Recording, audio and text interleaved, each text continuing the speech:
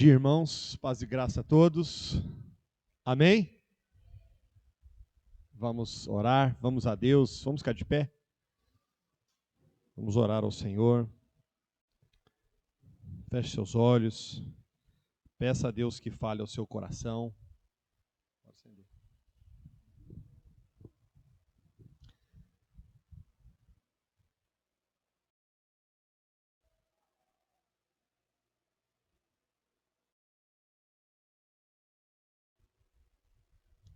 Senhor nosso Deus e eterno Pai, nós vamos a Ti em oração nesta hora, como necessitados, como uma igreja que quer muito agradá-lo, quer muito honrá-lo, quer muito ser fiel de verdade.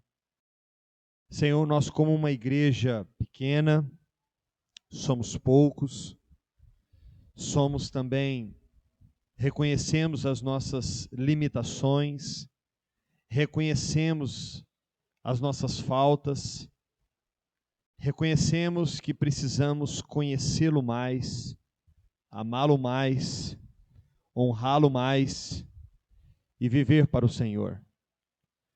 Vivemos dias intensos, corridos, difíceis, há muita confusão nos dias de hoje, há muita informação e há muita desinformação, mas nós estamos aqui reunidos, Senhor, nesta manhã, não em torno de uma pessoa, de um homem, de uma liderança, de uma filosofia, de uma teologia humana. Nós estamos aqui, Senhor, reunidos em torno da Tua palavra. É o que nos importa nesta manhã. Ouvi-lo, aprender um pouco mais, conhecê-lo um pouco mais, caminhar mais alguns passos em direção àquilo que a palavra chama de estatura de varão perfeito. Senhor, é sabido pelas Escrituras que o Senhor quer que cresçamos, quer que aprendamos, quer que amadureçamos na fé. E isso não seria possível se não for com uma vida de piedade e de estudo da palavra. Portanto, Senhor, nesta manhã, abra o nosso entendimento, abra os nossos olhos, permita que os nossos ouvidos ouçam a Tua palavra e, através da palavra, o Senhor fortaleça a nossa fé, nos faça compreender um pouco melhor o plano da redenção.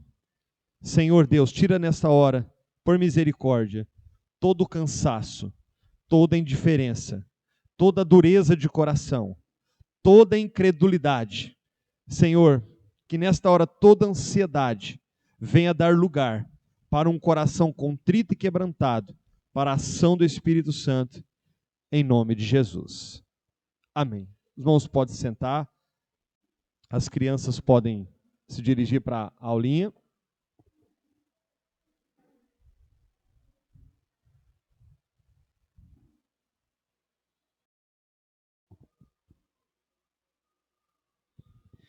Queridos irmãos, hoje eu quero trazer para a igreja um assunto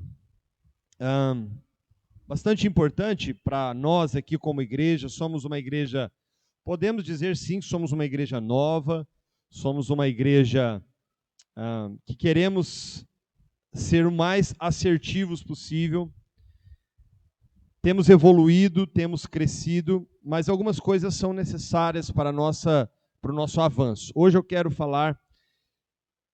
O título desse estudo é Marcas de uma Igreja Bíblica. E hoje eu quero falar da primeira marca, da marca principal de uma igreja bíblica, que está já no próprio nome. É uma igreja que tem uma boa pregação. Uma igreja que está de fato comprometida com as Escrituras, com a palavra. Olha que interessante isso. Foi feita uma pesquisa há um tempo atrás e foi perguntado para muitos cristãos, pelo mundo inclusive, e chegou-se a uma conclusão de que o que mais faz com que uma pessoa firme numa igreja se chama relacionamento.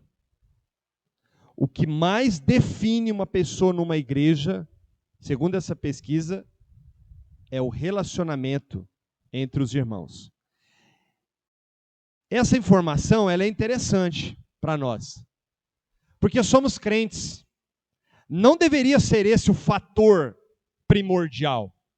Não deveria ser esse o índice maior de relevância para os cristãos. Porque relacionamento, você pode ter relacionamento, por exemplo, numa seita religiosa. Você pode ter bons relacionamentos até numa seita demoníaca. Você pode ter bons relacionamentos na família, num clube. Relacionamento não deveria ser um critério preponderante para cristãos, mas é. Então, uma igreja, por mais bíblica que ela seja, se a pessoa não conseguir ter bons relacionamentos, ela não fica. E pior, se ela faz parte de uma igreja que com o tempo ela descobre que esta igreja não é tão bíblica quanto ela pensava, mas ela tem bons relacionamentos, ela tem dificuldade em sair. Isso é seríssimo, irmãos.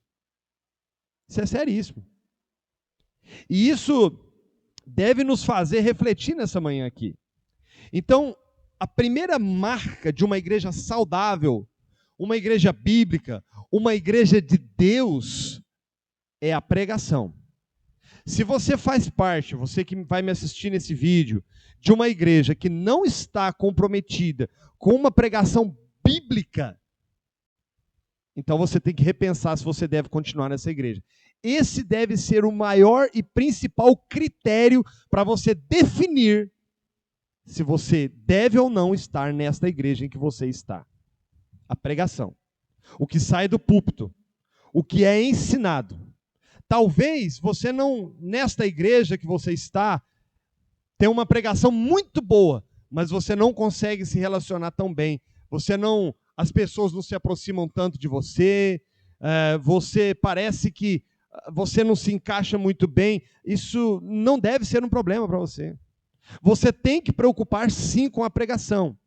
E é isso que nós vamos estudar hoje. Por que isso é tão importante?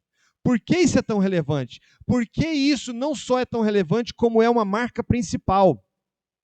Vejam, irmãos, hoje nós temos igrejas para todos os gostos. Você tem um cardápio. Não, eu agora estou procurando uma igreja que eu estou com um problema de rins, eu preciso de uma cura. Você vai procurar uma igreja que está falando de cura. Não, hoje eu preciso que Deus fale, use um profeta. Então eu vou ter que ir naquela igreja lá, porque lá eu sei que quando eu vou, lá tem o profeta. Não, eu estou passando uma situação financeira difícil. E eu preciso muito de uma solução. Eu fiquei sabendo que vai ter uma igreja lá que vai ter uma sessão dos endividados. Eu vou lá. Veja, irmãos, que hoje a cristandade está em busca disso. Os cristãos estão em busca disso. E isso demonstra que nós nunca fomos tão pobres como cristãos como agora. Nunca fomos na história tão, desculpa a expressão, irmãos, ridículos como cristãos. Eu acredito que se alguns cristãos da época de Paulo, ou dos pais da igreja, ou da reforma, ressuscitasse e acordasse nos nossos dias, acho que eles iam querer voltar para o túmulo. Eles iam ir nas igrejas e falar, meu Deus, o que fizeram com a igreja? O que é isso que estão pregando? O que é isso que estão falando? Porque a preocupação deles, com certeza, não será em procurar uma igreja bonita, um prédio bonito, um pastor bonito, elegante, com um terno Armani. Eles não vão preocupar com isso, eles vão preocupar que era uma igreja que pregue a palavra. E aí vai ser uma luta. Eu me lembro, irmãos, que eu fiquei 5 anos em Franca, e uma vez os irmãos lá, eles ficavam muito indignados, né, comigo, porque eu viajava 160 quilômetros para assistir um culto lá, toda semana. E uma vez um irmão chegou para mim e falou assim, lá nessa igreja, lá na sua cidade não tem igreja bíblica para você ir, não? Na hora assim, eu fiquei meio assim, chateado, né? Que eu falei assim, será que eu não sou bem-vindo aqui, né? Mas depois eu entendi. Ele falou, cara, lá nessa cidade, quantos mil habitantes tem lá? Eu falei, tem 120. Não tem nenhuma igreja bíblica para você ir lá, você tem que andar 160 quilômetros. E na época eu dizia, não tem. Já andei para todo lado, já fui para tudo quanto é lado, eu não dou conta mais. Ele ficou impressionado. Então vamos lá, abram comigo o Santo Livro, Hebreus capítulo 4, versículo 12.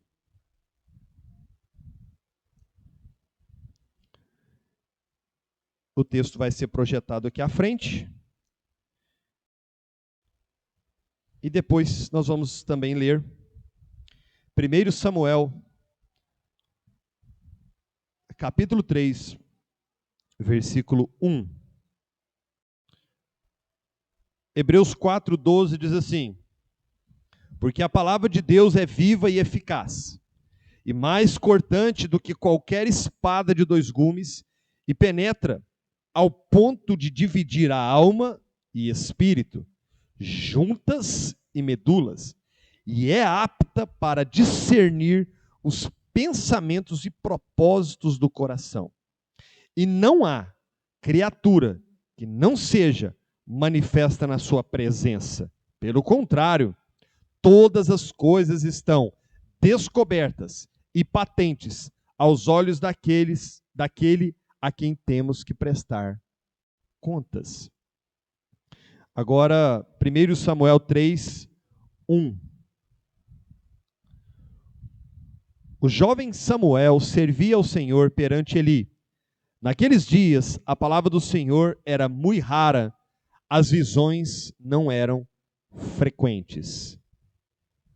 Então, irmãos, vamos falar primeiro de Samuel rapidinho, só para a gente introduzir o assunto, ok? Bem rapidinho. Vocês se lembram aqui, nós tivemos uma pregação aqui domingo passado, e nós falamos sobre Josué. Josué, a preocupação que ele tinha em que ao morrer, ao ir para Deus, o povo continuasse fiel a Deus. Ele tinha essa preocupação. Mas a Bíblia deixa claro para nós que já a próxima geração já se esqueceu tudo porque não aprendeu dos seus pais.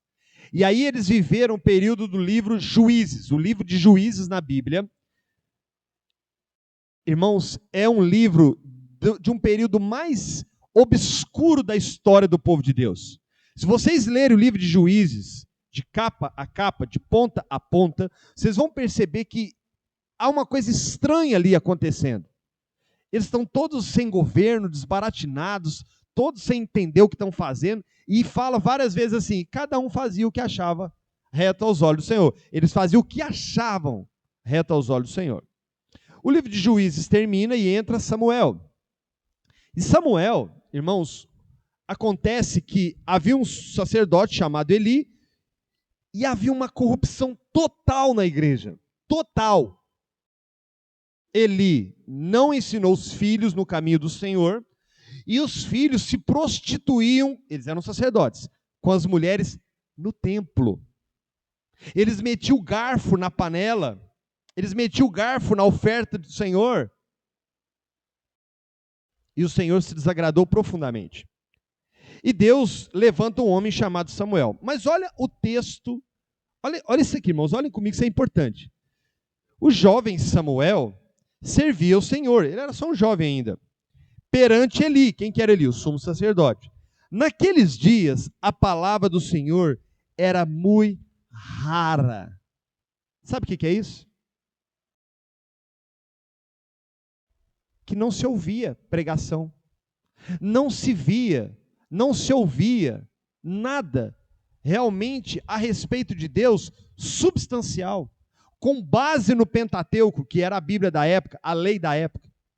Era muito rara. Irmãos, nós estamos vivendo um tempo muito parecido. Nós temos igrejas de todos os gostos, como eu falei. pastor que vira cambalhota, se veste de palhaço, tem entretenimento, tem gelo seco, tem luzes, tem bons louvores, tem teatro, tem um monte de coisa. Mas a palavra mesmo tem sido muito rara. Nunca se viu cristãos tão ignorantes quanto a Bíblia. Então, o nosso tempo hoje é muito semelhante ao de Samuel. Muito semelhante. É muito semelhante. Irmãos, o tempo de Samuel, a coisa era tão grave, tão grave, tão grave, que uma mulher chamada Ana, que era estéril, e o sonho dela era ter filho, ela foi capaz de fazer um voto e dizer: Deus, se o Senhor tiver misericórdia e me der um filho, eu dou ele ao Senhor para ele realmente ser um pregador da palavra de Deus. E Deus ouviu. Tamanha era a necessidade, a sede, a raridade da palavra de Deus. E realmente, Samuel foi espetacular. Ele foi realmente um homem usado por Deus para reavivar Israel e voltar a profecia, a pregação da palavra. Samuel foi realmente usado por Deus e Deus ouviu a oração daquela mulher. Então veja só, irmãos, segundo João Calvino, existem 3 marcas que nós temos que observar para saber se a nossa igreja ela é bíblica, se ela de fato está no caminho de Deus. 3, segundo João Calvino. Primeiro, pregação. Ela tem que ter uma boa pregação. Tem que ser uma igreja comprometida com a Bíblia, não é com os dogmas daquela igreja, não é com a vontade do pastor, não é com a historinha de fazenda que quando ele era criança, não é invenção, não é contar história, é pregação do evangelho. Segundo, uma ministração correta dos sacramentos. Quais são os 2 sacramentos, irmãos, revelados por Cristo na Escritura? Najara? Ceia e batismo. Uma igreja que não pratica regularmente a ceia do Senhor e o batismo não pode ser considerada bíblica. Se existem 2 ordens claras de Jesus, é isso: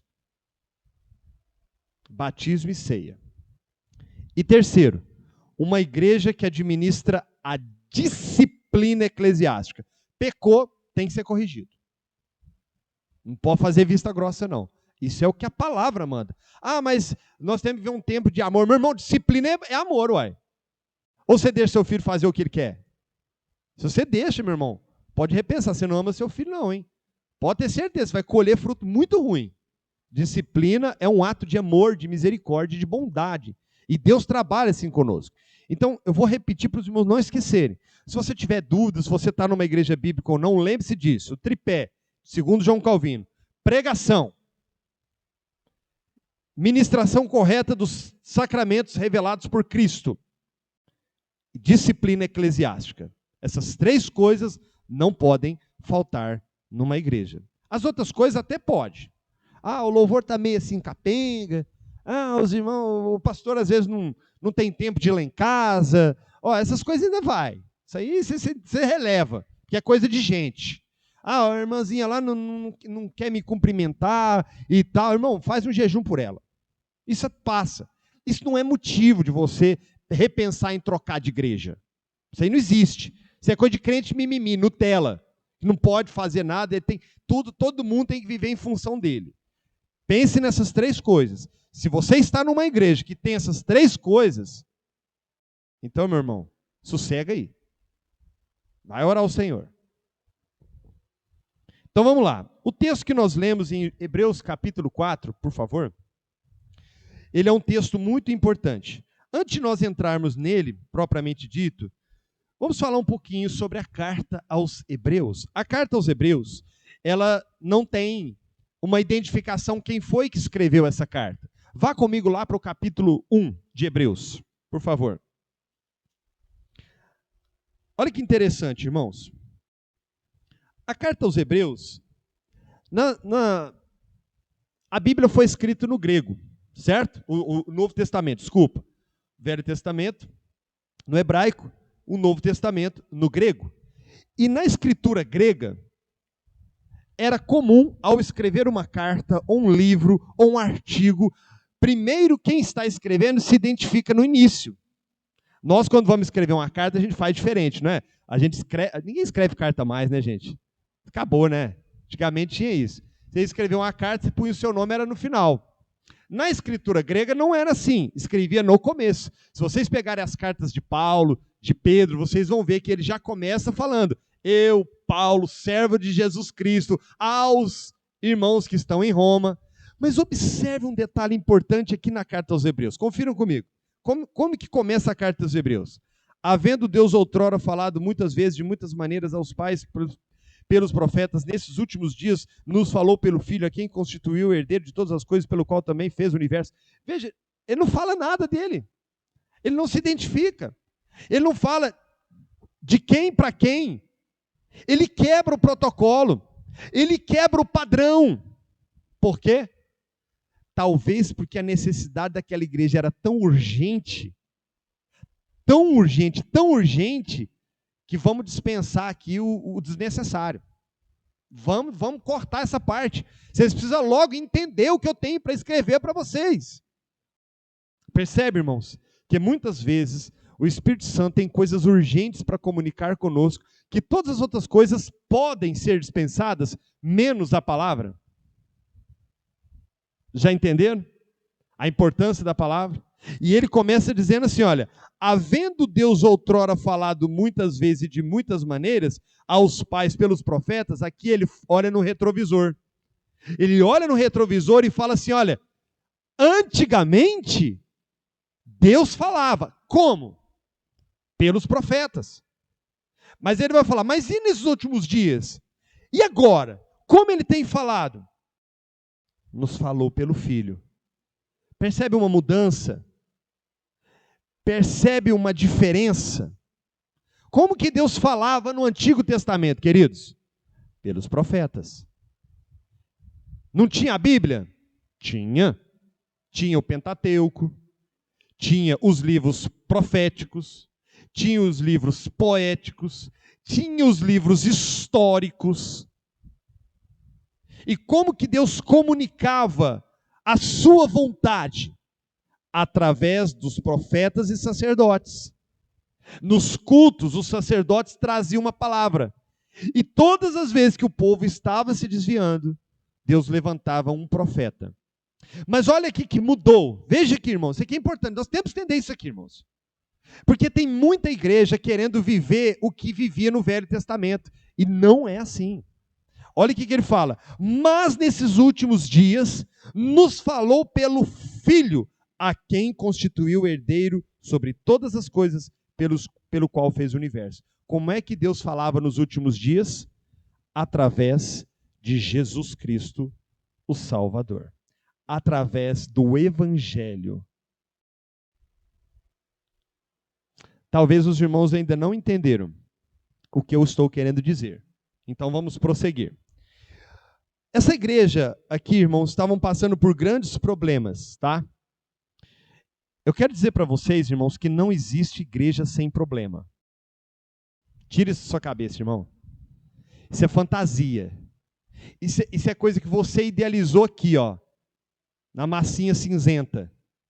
Então bota ela para processar a informação que eu estou te dando. Não existe igreja perfeita.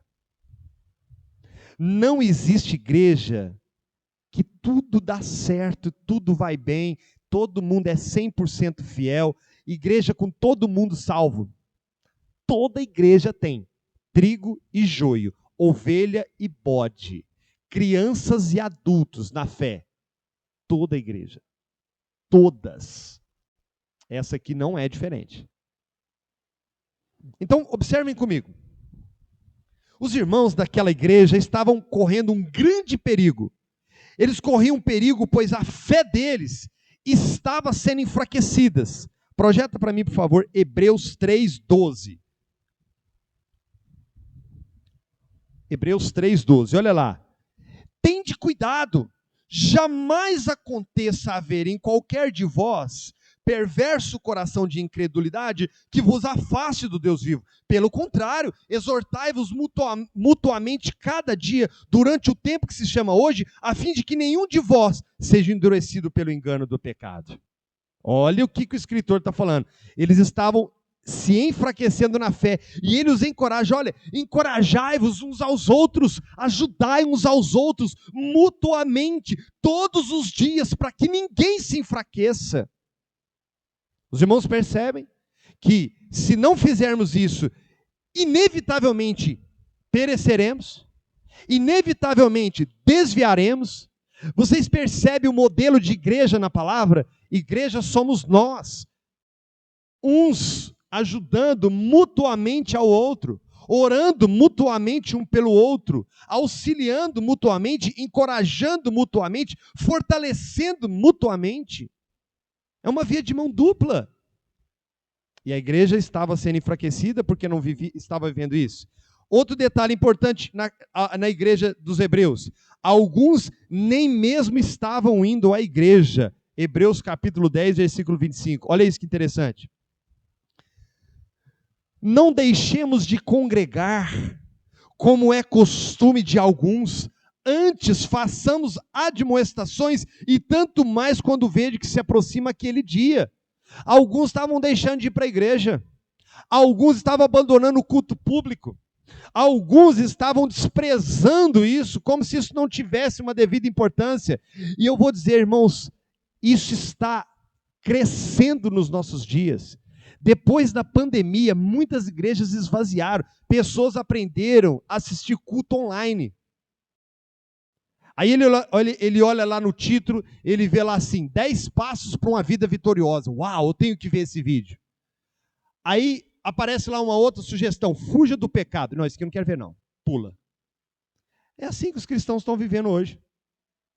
É a gosto do cliente, é o cardápio. Ele pega o cardápio da fé, aí ele fala assim, não, eu não gosto de frango a passarinho não, eu quero é bife à milanesa, mas tira a cebola. É assim, nós somos esse tipo de cristão.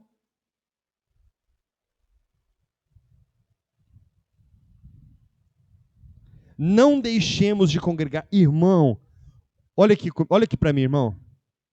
Vai chegar um dia que nós não vamos conseguir mais congregar. Esse dia vai chegar. E você vai ter muita saudade da igreja. Eu lembro, pastor Windes, que na pandemia, muita gente falava que estava com saudade do culto. Você lembra disso? A pandemia acabou. O culto está aí, ó. Cadê? Continuo com saudade, mas em casa. Tem gente que anda 160 quilômetros para ir no culto. Tem gente que não pode andar 10 minutos a pé. Olha a exortação bíblica, irmãos. Eu não estou aqui pondo peso nos ombros dos irmãos, não. Não deixemos de congregar-nos. Congregar é bíblico, é um mandamento, meu irmão. Alguns irmãos até iam no culto, mas não prestavam atenção. Hebreus 2, 1. Por esta razão, importa que nos apeguemos com mais firmeza às verdades ouvidas, para que delas jamais nos desviemos. Os hebreus, alguns, até iam no culto, pastor. Alguns iam, uns não estavam indo, mas alguns iam. E esses que iam, alguns deles, não prestavam atenção. Qualquer coisinha desviava a atenção deles. É a janta que tem que fazer, é o passeio no shopping depois do culto, é o que vai ter que fazer amanhã, que é segundona, é tudo. O que o pastor pregou? Então, acho que ele falou sobre Cristo, né? Tô doido aí. Se ele falou de outra coisa, né? Tem que amarrar a lata nele aí. Meu irmão, não faz sentido você vir no culto e não entregar o seu melhor ao Senhor. Não faz sentido você vir ao culto e não dar um louvor digno ao Senhor dos Senhores. Não faz sentido você vir ao culto e não prestar atenção na palavra, não se alimentar. É como se você estivesse num banquete, uma mesa farta, com tudo que há de melhor. Todo mundo se alimentando e você de braços cruzados. Uau, o cheiro está tão gostoso. Você não vai comer, não? Ah, não, vou ficar só olhando. Não faz sentido. O escritor fala assim, por esta razão importa que nos apeguemos com mais firmeza. Meu irmão, abraça mais, creia mais, viva mais o que você está ouvindo aqui nesses púlpitos. Parece que a igreja também estava inclinada ao desânimo. Olha comigo aí em Hebreus 12, 12. Por isso, restabeleceis as mãos descaídas, os joelhos e os joelhos trôpegos. Mas Paulina, a igreja primitiva é aquela igreja avivada, aquela igreja que viu Pentecostes, aquela igreja que tinha sinais, aquela igreja que João e Pedro olhou para aquele homem que era coxo e disse, eu não tenho nada, mas levanta e anda. E aquele homem levantou e andou. Aquela igreja estava desanimada. Estava desanimada. E ele escreve para eles, restabeleceis as mãos descaídas, restabeleceis os joelhos, voltem a orar, voltem a trabalhar, voltem a ser vigorosos na obra do Senhor. Outro detalhe que essa igreja está vivendo, ao invés de estarem prontos para ensinar outras pessoas e aqueles que estavam chegando, os visitantes, o desinteresse os impedia de aprender até mesmo a base do Evangelho. Olha comigo Hebreus capítulo 5, verso 12. Olha o que o escritor escreve para esta igreja. Pois com efeito, quando devíeis ser mestres, quando vocês deviam ser doutores em Bíblia, conhecedores da palavra, mestres no ensino, atendendo ao tempo decorrido, tendes novamente necessidade de que alguém vos ensine de novo quais são os princípios elementares dos oráculos de Deus, assim vos tornaste como necessitados de leite e não de alimento sólido. Irmãos, vocês percebem, ele está dizendo o seguinte, olha, já era para mim estar ensinando para vocês outras coisas, já era para mim estar falando de coisas elevadas, mas nós ainda temos que ensinar para vocês as coisas básicas. Vocês não entenderam nem o básico, vocês não prestam atenção, vocês não se envolvem, vocês não se entregam, vocês não se dão, ficam aí um monte de desculpas, disso, daquilo outro, que não tem tempo, que não quer, que não gosta, que está desanimado, que isso, aquilo outro, enquanto vocês deviam estar estudando a Bíblia, estudando a palavra, vocês deviam ser mestres. E é curioso, porque essa igreja aqui, irmãos, os hebreus, era a igreja de Jerusalém. Quem eram os pastores de Jerusalém, Mariana? Tiago, irmão do Senhor. Pedro. Imagina só, pastores, né? Ter aqui o apóstolo Pedro como nosso pastor, eu ia sair da barra da saia dele, eu ia largar a profissão, ia largar tudo. Eu ia fazer igual a Eliseu, ó. Vou com você, Elias, para onde você for, não te largo não. Queria aprender tudo, sugar tudo, saber tudo que ele aprendeu de Cristo. Tudo. Mas não. Ele fala assim, eu tenho que dar leite para vocês, porque vocês são crianças. Vocês são bebês. Vocês são bebês. Nós estamos tratando aqui com vocês de coisas de criança. Olha lá, ele continua. Ora, todo aquele que se alimenta de leite é inexperiente na palavra da justiça, porque é criança. Mas o alimento sólido é para os adultos, para aquele que pela prática tem as suas faculdades exercitadas para discernir não somente o bem, mas também o mal. Sabe por que muitas vezes não discernimos a vontade de Deus, irmãos? Porque somos bebês. Sabe por que você tem que colocar proteção lá na tomada da sua casa? Porque senão o seu menino vai lá e enfia o dedo. Deus muitas vezes tem que nos tratar assim. Fica te protegendo daqui e dali, porque você não é capaz de discernir uma tomada. Ah, irmão, eu estou buscando a direção. Meu irmão, para com isso. Vai buscar na palavra, vai ler, vai estudar, vai conhecer Deus. Se você conhecer Deus, você não vai ter dificuldade em tomar decisão. Vai por mim, meu irmão. Se você conhecer a palavra, você não vai ter a menor dificuldade. Você não vai precisar de alguém trazer uma revelação no meio do culto, te constranger no meio das pessoas, para sair da igreja falando que Deus falou com você. Você não vai precisar disso. Eu tenho certeza. Está aqui, ó. E uma última situação que eles estavam vivendo é que eles se esfriaram na fé, os hebreus. Vejam Hebreus capítulo 10, verso 32. Hebreus 10, 32. Olha só isso, até o 34. Lembrai-vos, porém, dos dias anteriores, em que depois de iluminados, sustentaste grande luta e sofrimento.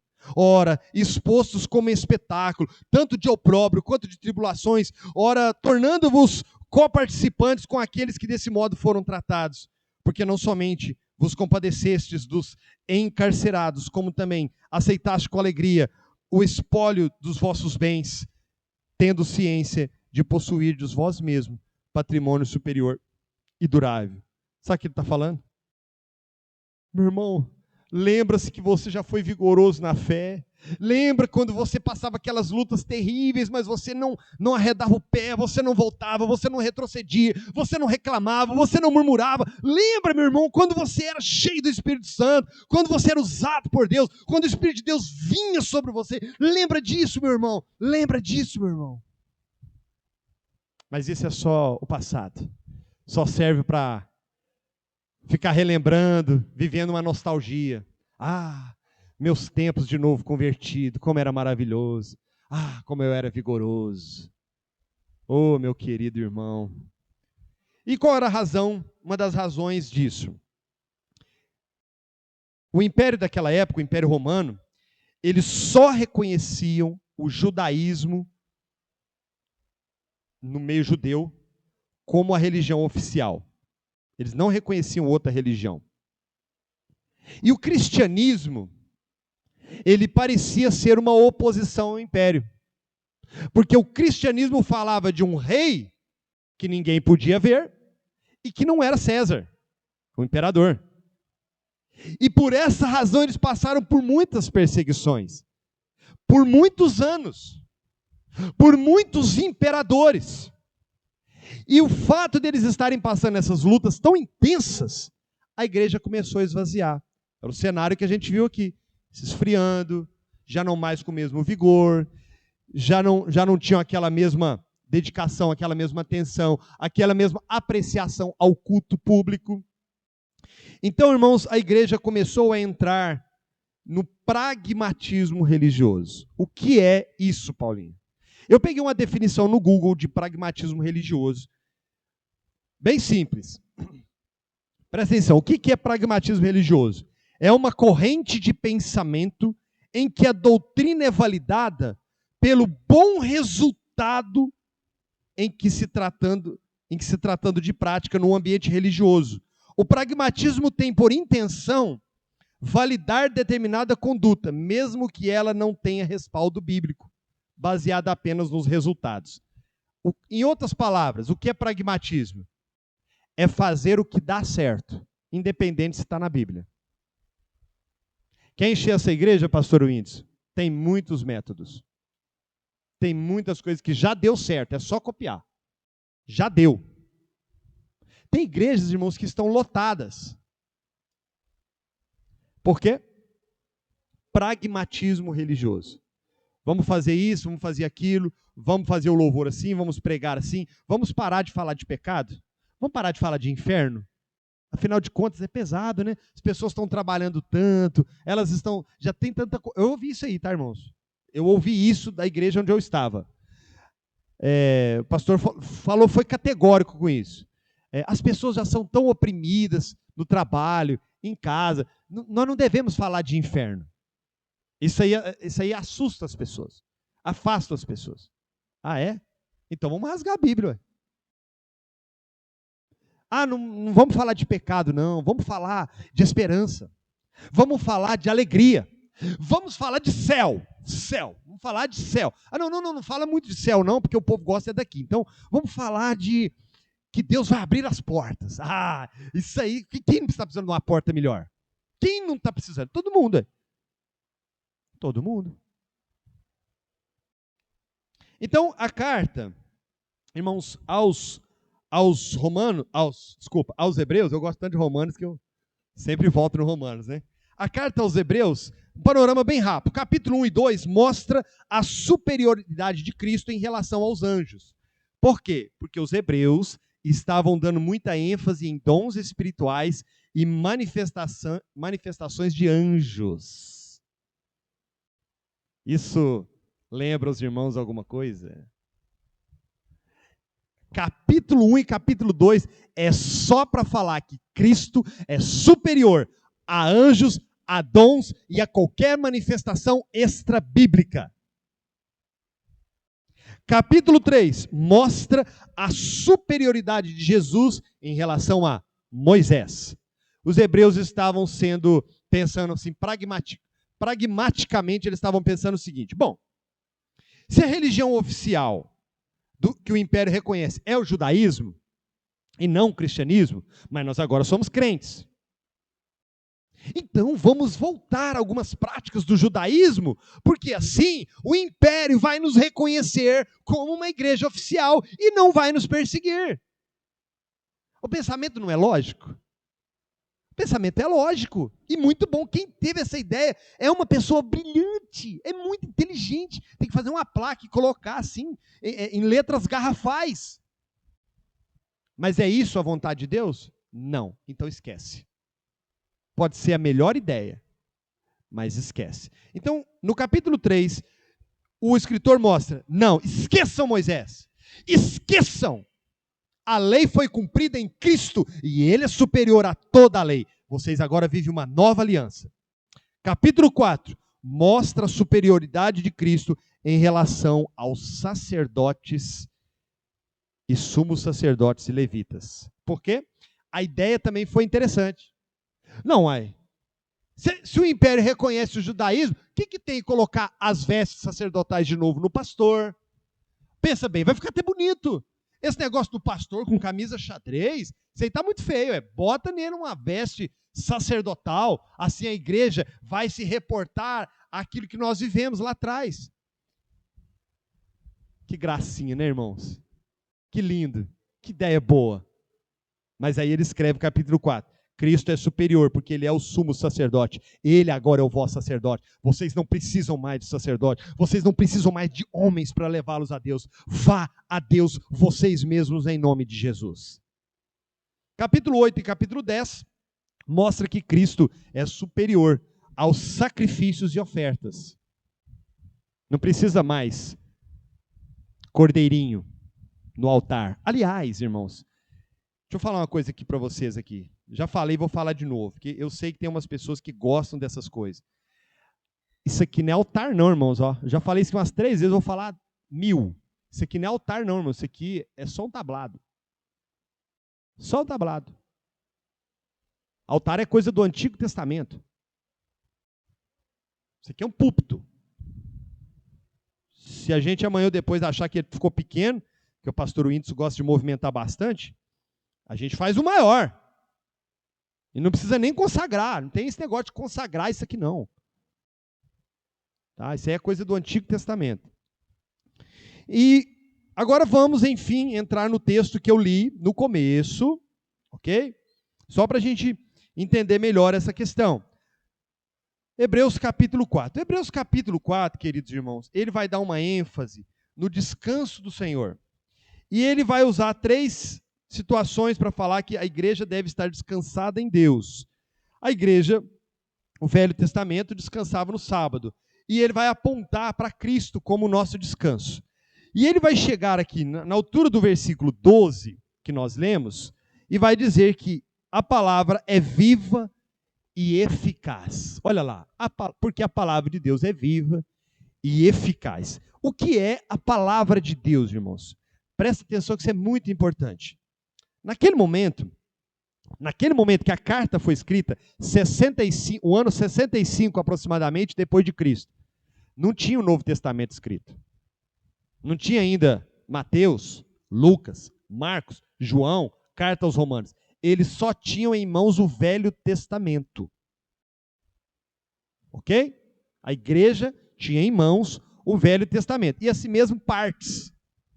Eles não tinham tudo, igual nós temos aqui, que vai lá com R$50 você compra uma Bíblia.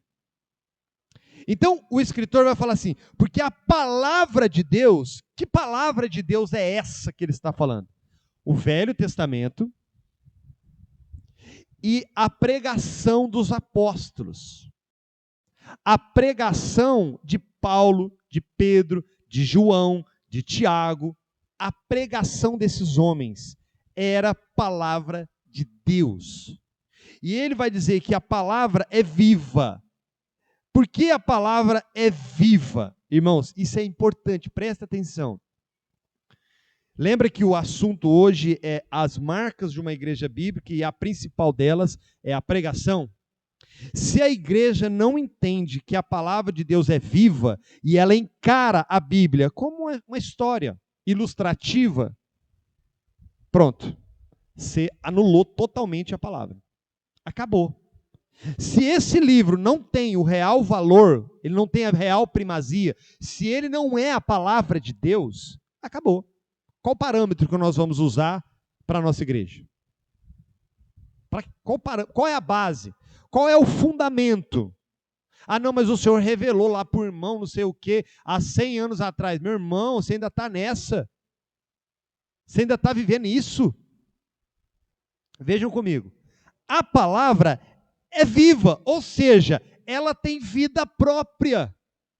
Ela, quando opera, ela, aos que creem, ela salva. Aos que não creem, ela condena. A palavra, ela é suficiente. Guardem bem isso. A palavra é suficiente. O que o escritor aos Hebreus está dizendo é o seguinte, voltando lá no capítulo 1. Antigamente Deus usou profetas. Antigamente Deus usou homens. Mas agora Ele usa a palavra. Paulinho, mas você está querendo dizer então que Deus não pode trazer uma visão? Eu não falei isso. Eu estou querendo dizer que o modo ordinário de Deus falar é pela palavra. Se a sua igreja não tem palavra, se essa igreja não se compromete com a palavra, então não tem mais nada. É o modo ordinário de Deus. O modo extraordinário seja por uma visão, uma revelação, nós não vamos entrar no mérito hoje. Esse é o modo secundário de Deus. A questão é que muitas igrejas inverteram isso. Ignoram a palavra e fica só nos dons carismáticos. Isso é gravíssimo. Isso é perigoso. Isso é muito perigoso, porque você perde de vista a base sólida, viva. Então, a palavra de Deus, ela é viva. Ou salva ou condena. Pelo poder da palavra, olha que coisa linda. Pelo poder da palavra, Deus criou todas as coisas. Disse Deus, haja luz. Poder da palavra. Pela palavra, Deus não apenas criou, mas segundo João, Ele sustenta todas as coisas pela palavra do seu poder.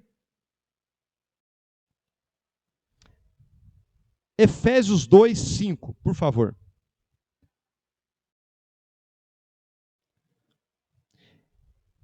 Olha só. E estando nós mortos em delitos, nos deu vida juntamente com Cristo.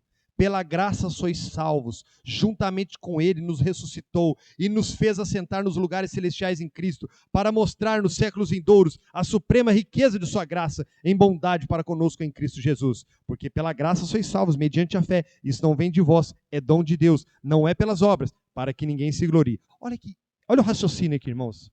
Olha a lógica de Deus. Nós estávamos mortos e fomos vivificados, ressuscitados. Como? Pela graça. Qual o meio? A fé. E a fé vem através de quê? Da pregação da palavra. Romanos 10:17. Olha lá.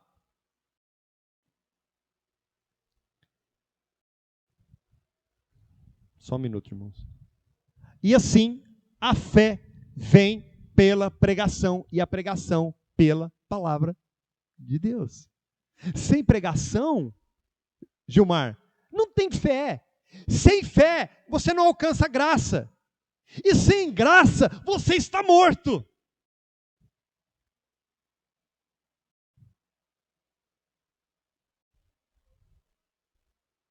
Dá para desprezar isso aqui? Vocês entenderam? Que a base é o primeiro passo, é a Bíblia, as Escrituras. Mas a palavra não é só viva, ela também é eficaz. Isso quer dizer que ela não é passiva, ela é ativa. Ela é eficaz, ela é suficiente, capaz. Essa palavra eficaz, ela é uma palavra derivada de uma mesma palavra grega para escrever energia. A palavra, ela tem energia. Ela é suficiente para alimentar, para curar, para libertar, para restaurar, para vivificar. A palavra de Deus. Olha que interessante, Jeremias 23, 29.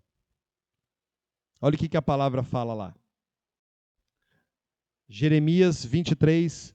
Não é a minha palavra fogo, diz o Senhor, e martelo que esmiuça a penha? Vocês observam que isso aqui está no Velho Testamento. O modo de Deus operar, meus irmãos, o modo ordinário de Deus operar é pela palavra, é por meio da palavra. Então eu quero fazer uma pergunta aqui, irmãos. Faz sentido nós entendermos isso e não nos aplicarmos a ler, estudar esse livro? Isso não faz sentido nenhum, é? Isso não faz sentido. Isaías 55, 11. Olha a eficácia da palavra. Ela é martelo que esmiuça a penha, ou seja, a penha é algo duro, é uma rocha, mas a palavra é capaz de destruir até o mais duro dos corações. Agora olha o que fala em Isaías 55, 11. Assim será a palavra que sair da minha boca, não voltará vazia, mas fará o que me apraz e prosperará naquilo que designei. A palavra, meus irmãos, ela tem uma eficácia que ela nunca volta vazia. Nunca, é impossível. E isso não nos dá uma segurança, isso não nos dá uma vontade tremenda de sair ali e pregar para todo mundo que a gente encontrar. Ela é eficaz, ela é viva. Meu irmão, o Senhor confiou à igreja algo poderoso demais. 2 Coríntios 2, versículo 15. 2 Coríntios, capítulo 2, versículo 15. Porque nós somos para com Deus o bom perfume de Cristo, tanto os que são salvos, como nos que se perdem. Para com estes, cheiro de morte. Para com aqueles, aroma de vida para a vida. Quem, porém, é suficiente para essas coisas? Porque nós não estamos, como tantos outros, mercadejando a palavra de Deus. Antes, em Cristo, é que falamos na presença de Deus com sinceridade da parte do próprio Deus. Vocês observam a eficácia? Ele está falando assim, olha, nós que temos a palavra de Deus, nós temos o bom perfume de Cristo. Bom perfume para os que se salvam. E para os que se perdem, condenação. Nós não mercadejamos a palavra. O que é isso? Eu falei disso domingo passado. Mercadejar é negociar a palavra. Fazer uso da palavra para fins escusos. Para arrecadar dinheiro, para persuadir pessoas, para induzir pessoas. A palavra não é para isso. E Paulo escreve isso aos Coríntios. Olha o que João Calvino disse, olha que interessante. Deus jamais promete salvação em Cristo Jesus sem pronunciar, por outro lado, a vingança aos que rejeitam a Cristo. A palavra sempre vai apontar, este é o caminho, andar nele. Quem não andar, inferno. Esta é a minha vontade. Quem obedecer vai ser beneficiado com essa e essa promessa. Quem não obedecer, derrota. A palavra sempre vai agir dessa forma. Por isso ela é uma espada de dois gumes. O que é isso? Ela tem corte dos dois lados. A espada de dois gumes, na época do Império Romano, era a arma mais poderosa que um soldado poderia ter. Ela corta tanto na ida quanto na volta. Ela penetra assim, igual uma faca quente numa latinha de margarina. Então, ele vai dizer, a arma mais poderosa da época era essa. Então, ele usa essa analogia para mostrar que, olha, irmãos, olha que isso aqui é importante.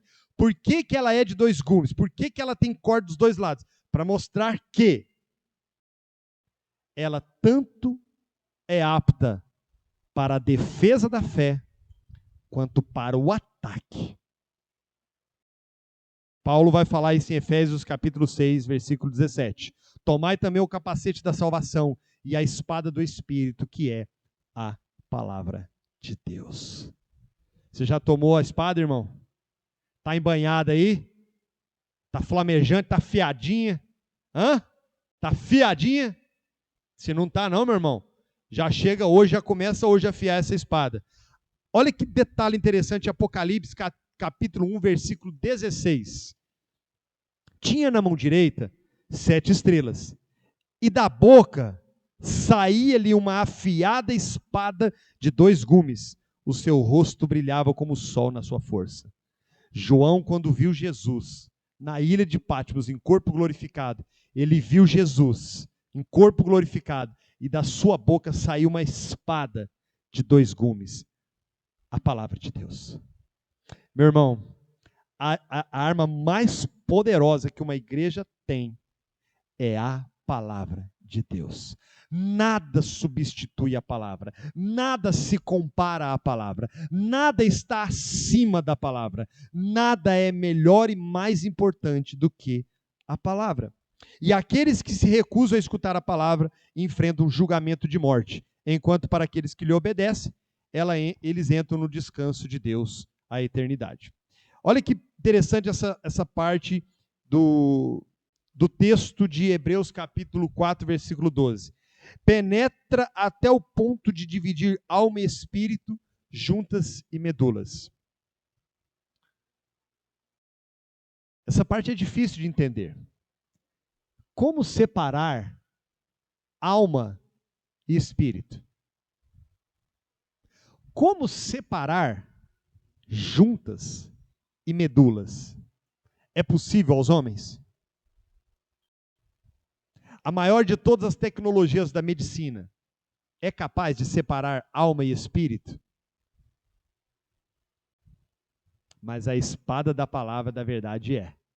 O que ele está querendo dizer é que ela é viva e eficaz e ela penetra aonde ninguém pode entrar. Ela vai aonde ninguém vai. Ela alcança onde o melhor dos homens, o maior dos profetas, o homem mais espiritual não pode chegar, porque ele é limitado, ele é carne. Mas a palavra, ela é viva e ela é capaz de entrar e penetrar lá no mais íntimo daquele coração, mais duro, aquela coisa do lado do passado, aquele trem lá que ninguém sabe. Até ele enterrou as 7 chaves. A palavra chega lá e é capaz de fazer aquela microcirurgia perfeita, sem deixar cicatrizes, e operar o milagre. Os irmãos percebem o poder da palavra? Eu, quando vejo algo assim, meus irmãos, eu fico pensando, como é que pode alguém querer substituir a palavra? Como? Como pode um pastor, como nós ouvimos há pouco tempo, dizer que a palavra perdeu o seu efeito e o que importa agora são os dons ou a revelação? Como pode? Eu queria muito saber disso. É perder o corte? Ficou cega? Porque ela é viva e eficaz. Ela é apta para discernir pensamentos e propósitos do coração. Ela é apta. Quando você busca na palavra, quando você lê a palavra, quando você ouve uma boa pregação, quando você ouve uma boa mensagem, Deus fala, meu irmão. Deus comunica a sua vontade. Deus se revela pessoalmente. Por isso a importância da pregação bíblica, que não foge da palavra, que não inventa moda. Eu estou partindo para o final, tá, meus irmãos? Já deu a hora, eu estou partindo para o final. Veja só. Abra comigo Salmo 139, versículo 1. Senhor, tu me sondas e me conheces. Sabes quando assento e quando me levanto. De longe penetras os meus pensamentos. Esquadrinhas o meu andar e o meu deitar. E conheces os meus caminhos. João 12, 47. Esse texto que eu vou ler em João 12 é interessante porque muitas pessoas falam assim, Jesus não veio para julgar, não cabe a nós julgarmos. Sabe por que Jesus falou isso, irmãos? Realmente ele falou, não vim para julgar, ele falou isso mesmo, com essa palavra. Só que as pessoas só lembram dessa fala. Mas olha o texto, João 12, 47. Se alguém ouvir as minhas palavras e não as guardar, eu não o julgo. As pessoas param aqui. Olha aí, você vê, olha aí, ó. Você está julgando, mas nem Jesus fala. Olha aqui, ó. Jesus não julga e você está julgando. Beleza, mas vamos continuar o texto. Vou ler de novo. Se alguém ouvir as minhas palavras e não as guardar, eu não os julgo. Por quê? Eu não vim para julgar o mundo, e sim para salvá-lo. Quem me rejeita e não recebe as minhas palavras, tem quem o julgue. A própria palavra que tenho proferido, essa o julgará no último dia. Sabe por que Jesus não julga, Bia? Porque quem julga é a palavra. Ele está dizendo o seguinte: eu não preciso julgar. A minha palavra fará isso. A minha palavra vai resolver tudo isso. Eu vim para salvar. Eu vim para pagar o preço. Eu vim para morrer na cruz. Eu vim para derramar o sangue pelos eleitos. Mas quem vai julgar mesmo é a palavra que sai da minha boca.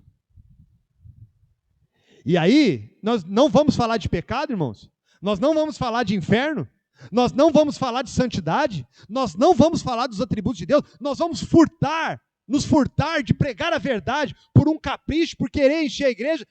Mas de modo nenhum. Mas em hipótese alguma. Nós pregaremos a palavra por mais indigesta que ela possa ser. 1 Coríntios 1,18. Certamente a palavra da cruz é loucura para os que se perdem, mas para nós que somos salvos, poder de Deus. Pois está escrito: destruirei a sabedoria dos sábios e aniquilarei a inteligência dos instruídos. Onde está o sábio? Onde está o escriba? Onde o inquiridor desse século? Porventura não tornou Deus louca a sabedoria do mundo? Visto que, como na sabedoria de Deus, o mundo não conheceu por sua própria sabedoria, aprove a Deus salvar os homens pela loucura da pregação do evangelho. É assim que Deus salva, irmãos. Não é por meio de dons, não é por meio de milagres, não é por meio de retórica, não é por alguém que fala bem, inteligente demais. Não, Deus ordenou salvar os homens pela loucura da pregação. Não há outro método, não há outra forma. Pode até encher a igreja, mas salvação não tem nada a ver com isso. Salvação é isso aqui, ó, pregação da palavra. Doa quem doer.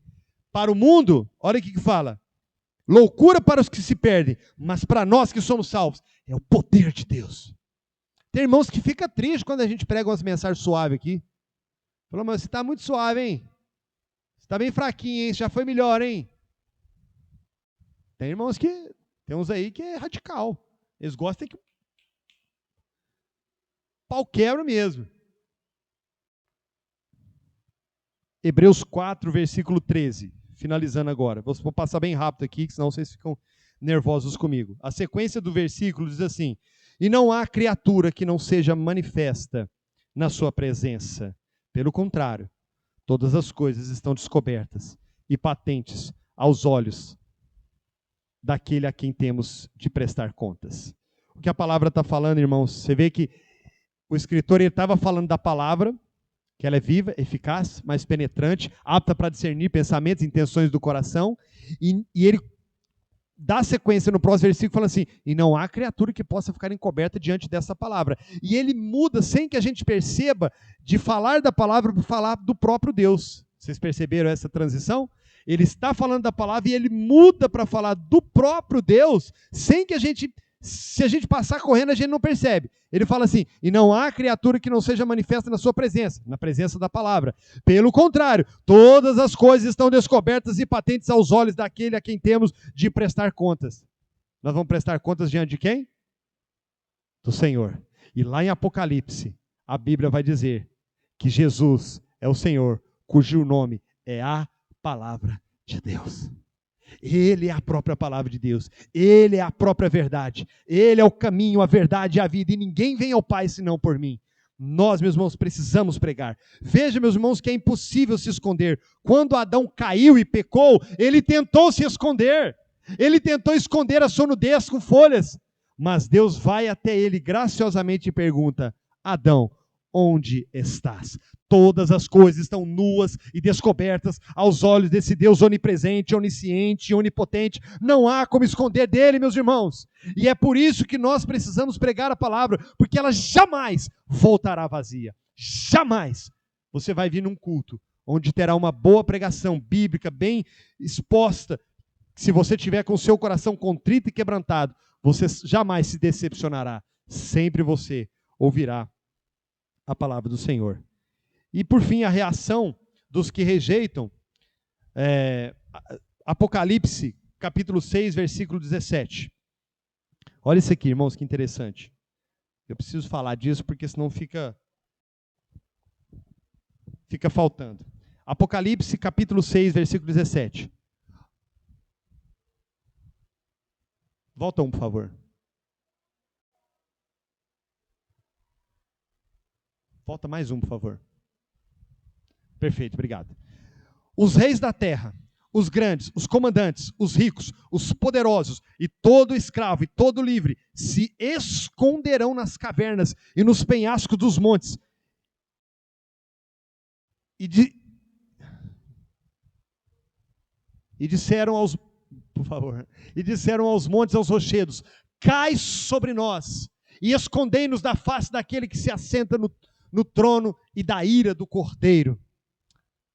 Porque chegou o grande dia da ira deles. E quem é que pode suster-se? Essa aqui vai ser a reação daqueles que não ouviram, que não creram na palavra de Deus. Eles vão desejar que os montes caiam sobre eles. Eles desejarão a morte desesperadamente. Por causa de quê? Da ira do Cordeiro. Tudo está patente aos olhos do Senhor. Até as próprias trevas não te serão escuras. As trevas e a luz são a mesma coisa. Salmo 139, 12. Ocultar-se-ia alguém em esconderijos, de modo que eu não os veja, diz o Senhor. Porventura, não encho eu os céus e a terra, diz o Senhor. Não há como esconder. Todas as coisas estão nuas e patentes aos olhos do Senhor. E por fim, o último texto. Romanos capítulo 1, versículo 16 e 17. Porque eu não me envergonho do evangelho de Jesus Cristo. É o poder de Deus para a salvação de todo aquele que crê. Primeiro do judeu, depois do grego. Porque nele se descobre a justiça de Deus. Se revela o evangelho de fé em fé, como está escrito: o justo viverá pela fé. Meu irmão, eu quero terminar esse estudo dizendo para você uma coisa. Não se envergonhe do evangelho. Não tenha medo do evangelho. Não despreze o evangelho. Não faça da Bíblia um livrinho que você abre lá na sua casa, em Salmo 91, e ele fica lá e você acha que está abençoando a sua vida. Pelo contrário. Tá não. Não tá não. Está só juntando poeira, ácaro e pior. No dia do juízo, pode ser que o Senhor de toda a terra que tudo vê vai te perguntar: por que você não leu? Por que você não me buscou? Por que você não tentou me conhecer mais? Por que você me desprezou tanto? Por que você viveu tantos anos com aquele livro lá aberto? E foi tão desprezível a minha palavra. Não se envergonhe, meu irmão. O evangelho é o poder de Deus e é nele que se descobre. Olha o texto aí. É nele que se descobre o evangelho e a justiça de Deus, de fé em fé. O justo viverá pela fé. E a fé vem do quê? Da pregação da palavra. Amém?